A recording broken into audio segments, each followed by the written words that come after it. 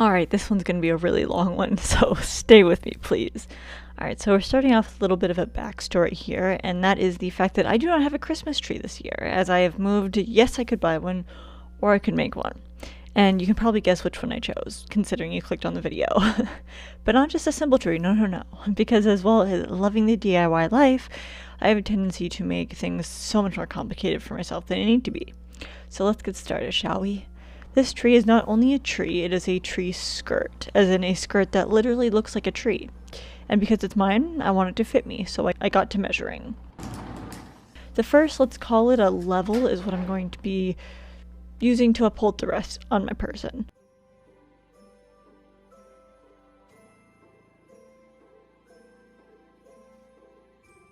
Then the rest cascades down and out.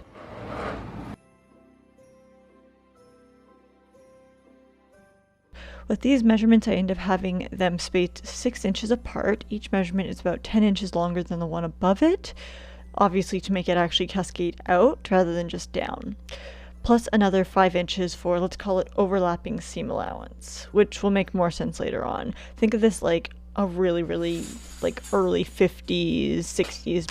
I wanted 5 levels altogether. Now there's probably an actual material for this you can buy at a sewing store, but I'm trying to reduce the waste on the environment by reusing products that may otherwise be thrown out. As you probably know, maybe by now. So I sourced some metal banding that was being tossed locally, and I cut those to size with some tin shears. I was very sure to wear gloves as these were sharp pieces of banding.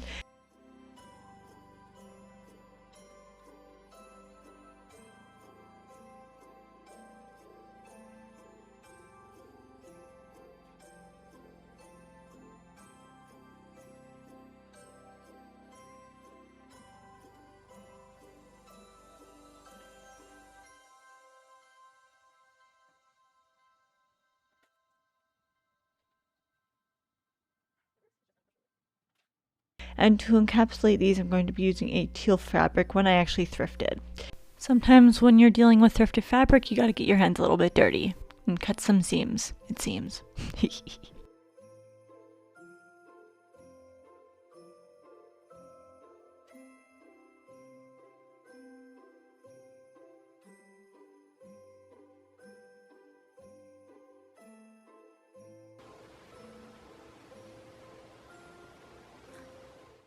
And I cut it down to the necessary strips.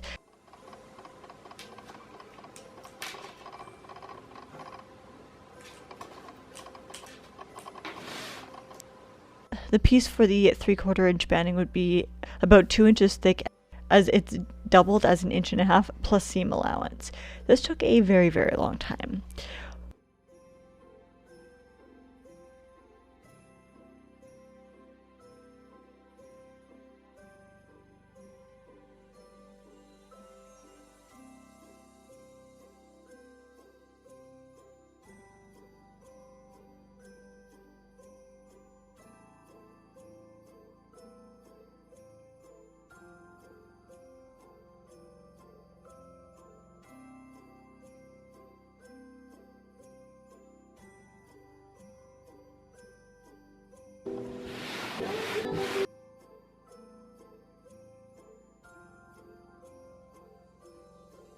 A ghost never leaves a haunted house.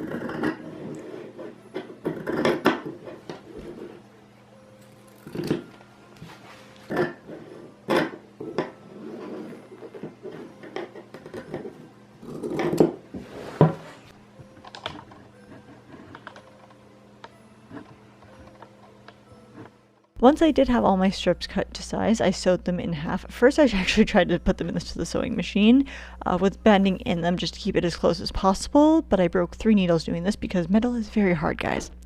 So I decided to save the 4th needle by just taking the banding out completely and doing my best.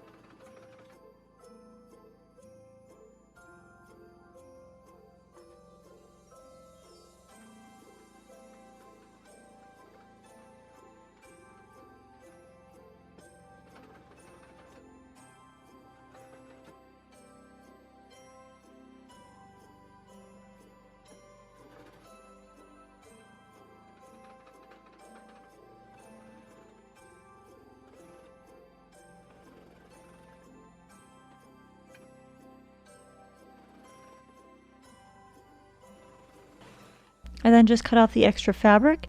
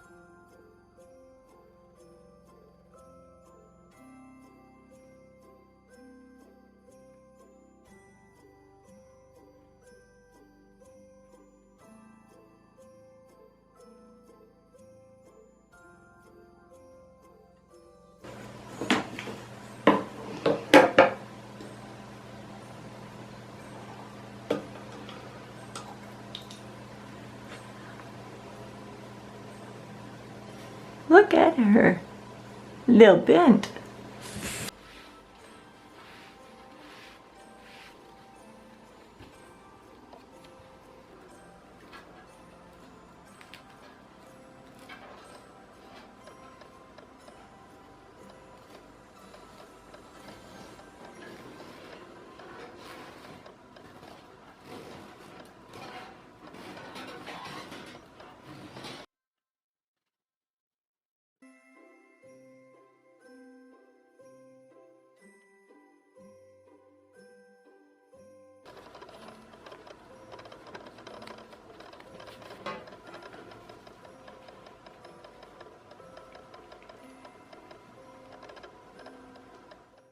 If I did happen to run out of one length, I would simply use another piece and sew that right onto the end of the one before it. I hope that makes sense.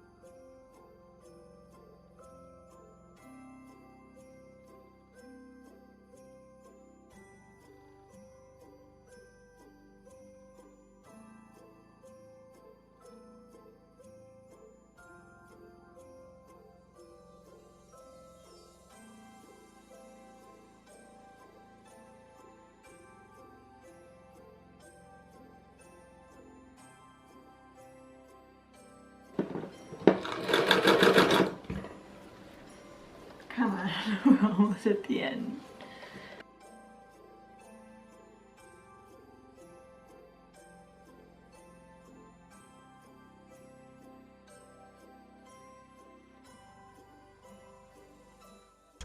I sewed one end prior to sewing them in half, and then the other end afterwards, just to keep everything intact in one place, leaving a few inches on the bottom again as almost like a seam allowance, kind of like a flap. Ew.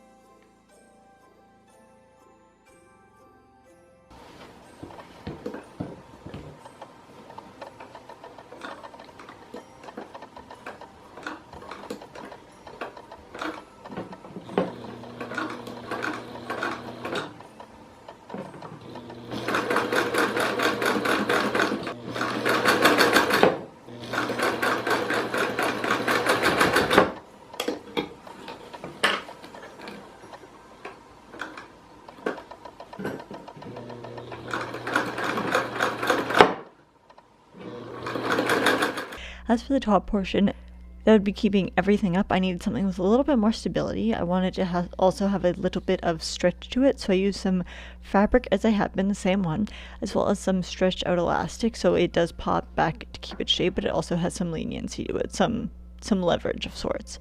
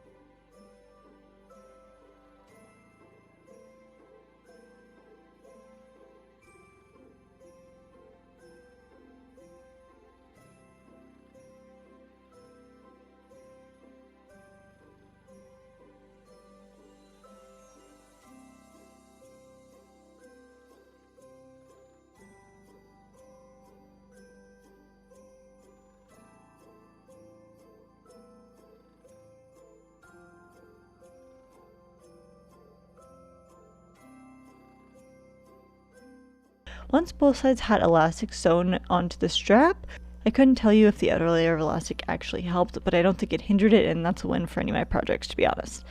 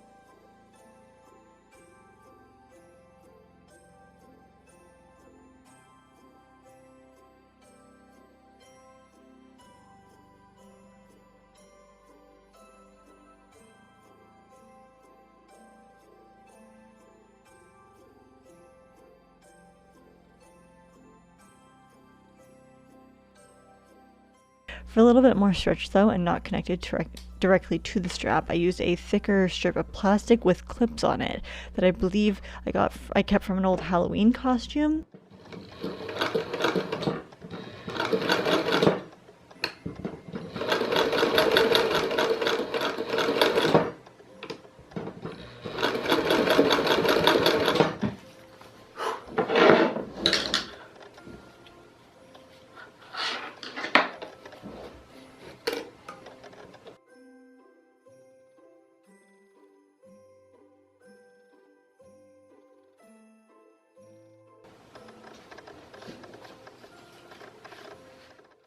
I tried on and it worked.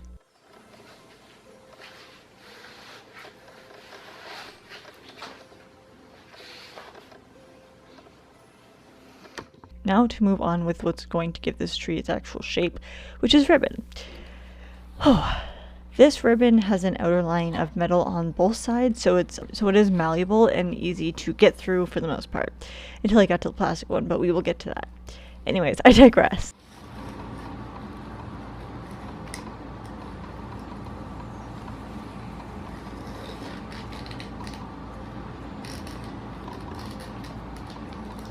Seriously? Gosh darn it.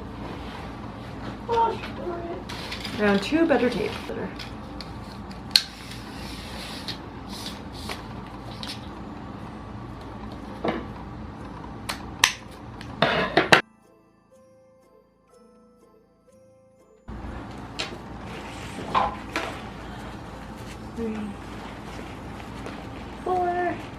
Luckily, I bought these too. Why did I buy these? Because I had a feeling I should buy these.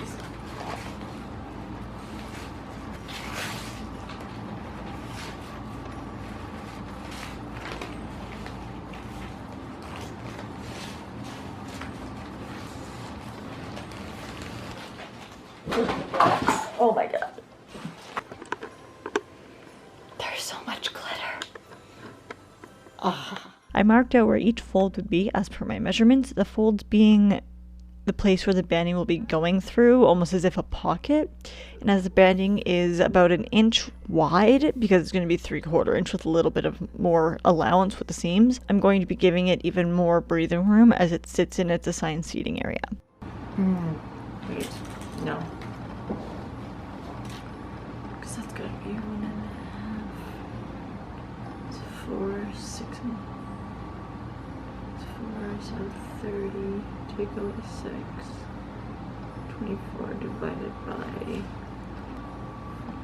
that's, yeah, okay, 6 inches down, cool. About 1.5,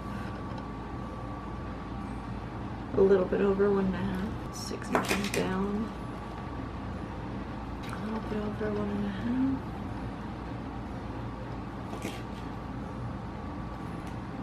6 inches down. When the ribbon is folded properly and sewn, I mapped out the folds to be 2 inches long because they will be folded over with 6 inches in between. And I did want this after everything is said and done, although it didn't really end up being like this, but after everything was said and done, my plan was to have this be about 30 inches long from where it sits on my body to the ground, or I guess to wherever it would be 30 inches down. Because the folds will be folded 2 ways, and I will have to stitch them right side up and then flip them upside down and sew both sides, but also gives me the option to decide which slit I want to put the banding through, which is definitely helpful in the long run.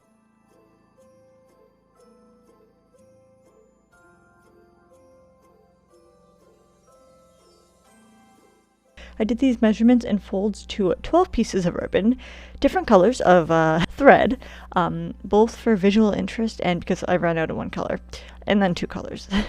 About 18% versus 82%. You can guess which one's which. Now, all the sewing took a very long time because, as I said, I had to sew all of them through one side, flip it over, through the other side, and because I had 12 of these to do and 5 layered levels, that's 5 times 12 times 2, which was 120. In each of the pockets, I stitched, backstitched, and restitched, so to keep it as secure as possible. So you can imagine that's a lot of sewing, a lot of thread, which is why I ran out fairly quickly, and a lot of time. For me specifically, because I only added the footage of me doing 1 round of pockets back and front to save you the trouble. You're welcome.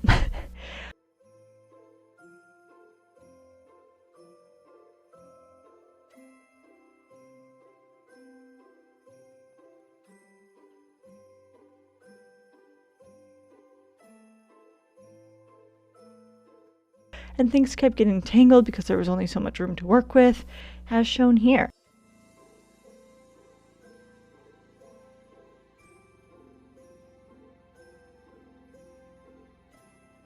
For the top piece sew, I did sew that on last and didn't sew it securely down, so it does stay, but it can move freely around in case I ever need it to move freely around, mostly for storage purposes.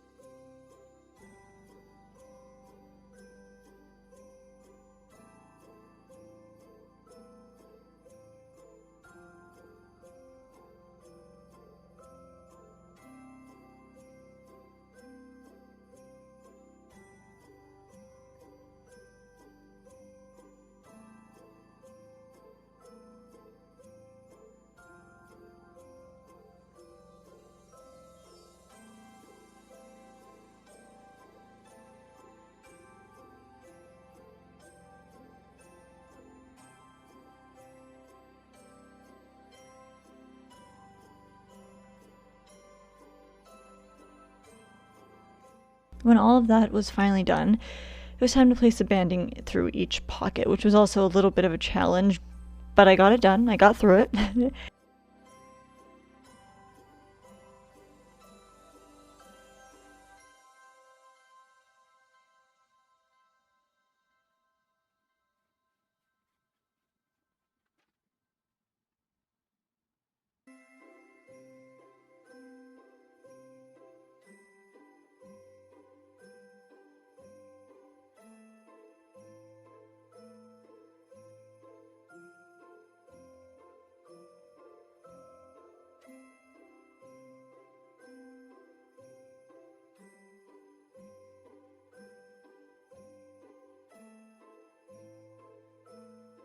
There's so much to do. Y'all ready for this? Look at all that glitter. This looks like a severely inappropriate shot. And yes, this is a skirt. As I said, it is also my Christmas tree, so I want it to be able to stand up, and this is definitely not a solid enough of a structure to be freestanding. So I placed it on my mannequin.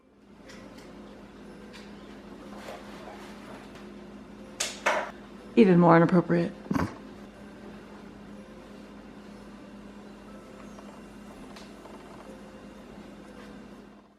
First, to see it together even more, but this time, hand stitching. Because right now, it's looking like very chaotic and almost kind of spider-like, like spider legs. Let's take it back to when I spoke about overlapping seam allowance, shall we? Because this is what I meant. I added the extra 5 inches of banding so that the pieces of metal could overlap in itself to create a circle rather than a teardrop shape and keep its shape just that much better. And then use the extra flaps, again, ew, of material to sew it together. Don't worry about the thread showing, everything will be covered anyways.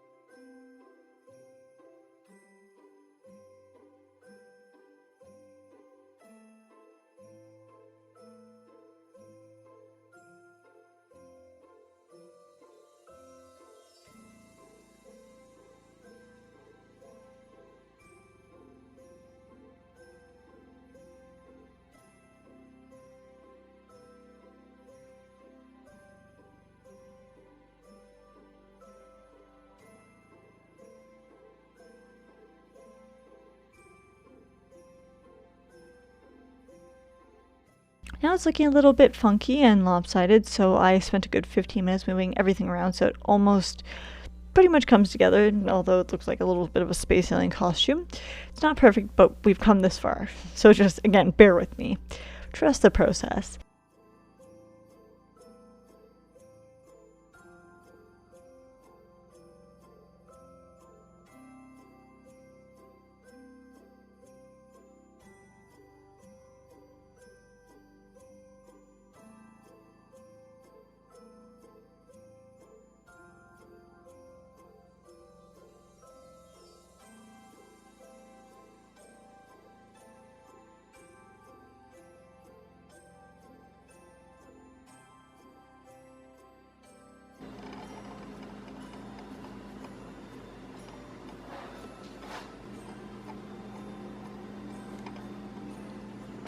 It's not perfect, but it's better.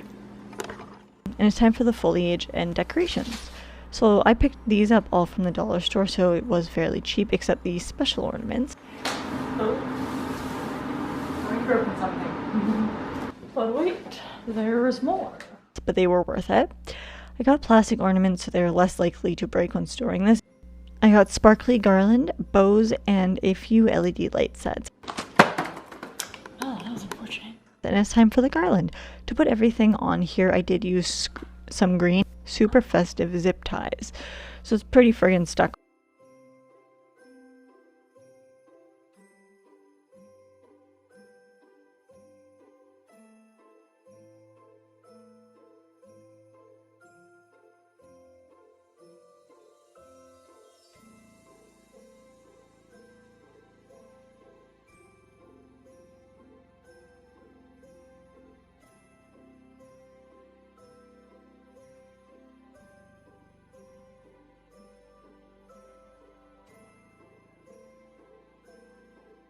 Some are just kind of like tree foliage and some are actually holly foliage, but I did want to grab both for some variety.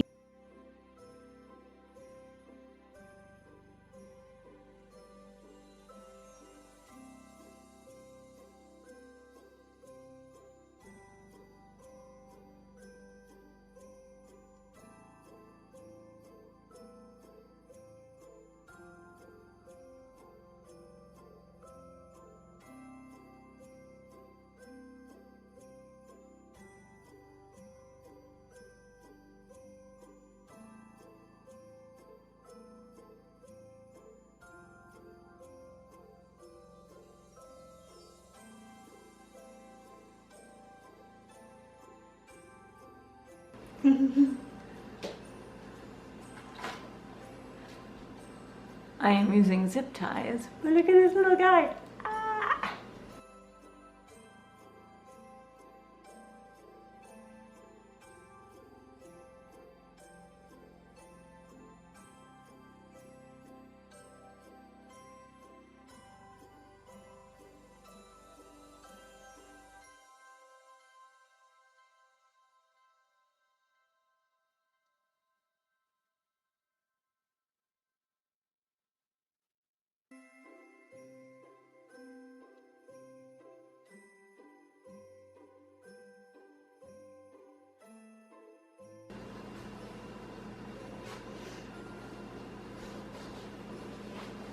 So, I ran out of garland. Saw that one coming. So I will have to get more of that. But so far I'm digging it.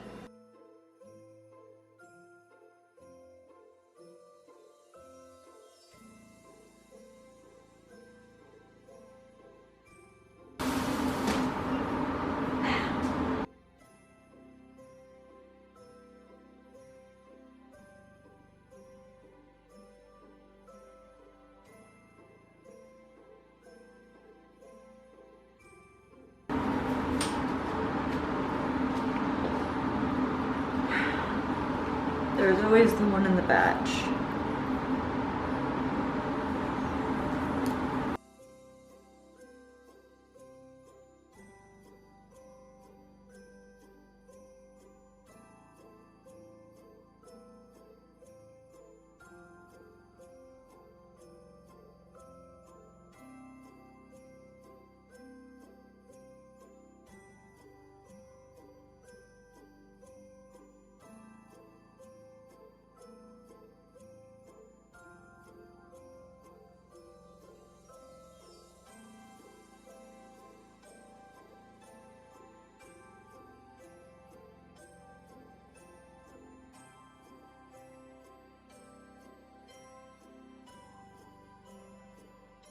and then the longest strand of LED to go around it a few times.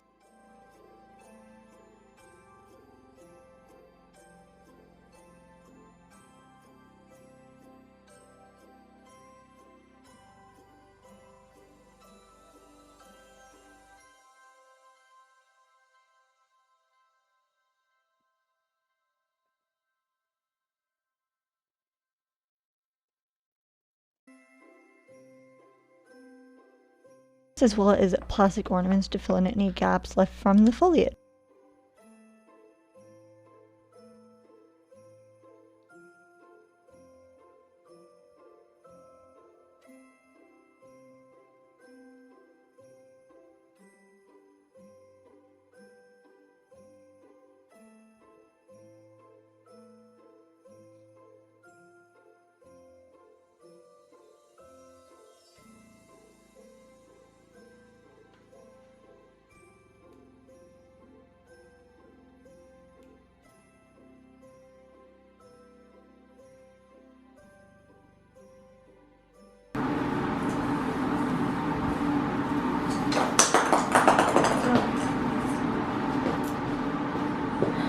Upside of not getting glass ornaments.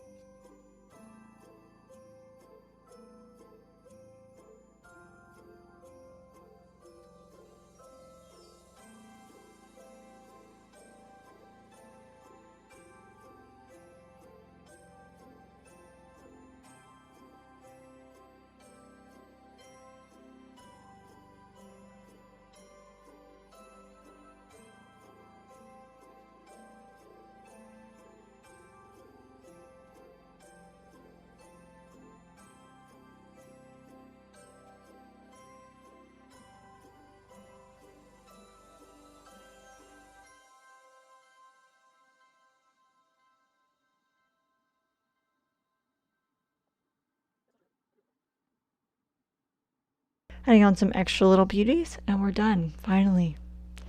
I hope you guys enjoyed this tutorial, and I will see you in the next one. I actually picked up a few special ornaments. Jack Skellington, Sally Stitches, and because I'm Canadian as fuck, a Tim's Timbits. If you want to add a little bit of Tim onto your tree. I just cut the ribbon off of here, and now I'm putting that through there. Like, that Timbit ornament is heavier than Jack Skellington.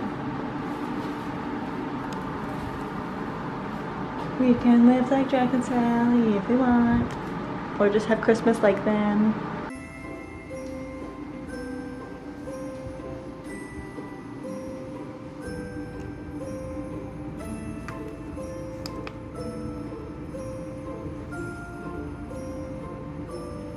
But wait, there's more.